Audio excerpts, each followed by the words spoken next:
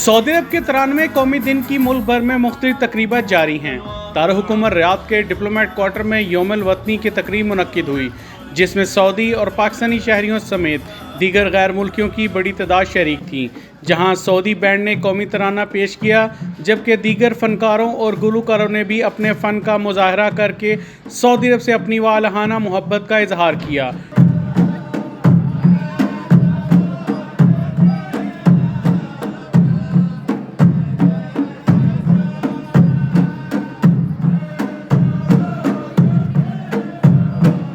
Diplomat quarter culture centre को 3D light से सजाया गया था, जिसके जरिए सऊदी परचम और क़यादत को नुमाया किया गया।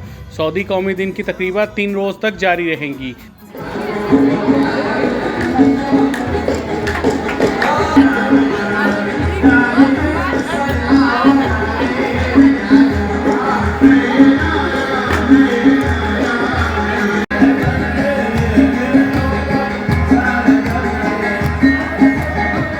राना अजीम, K2 news, Saudi Arabia, Riyadh.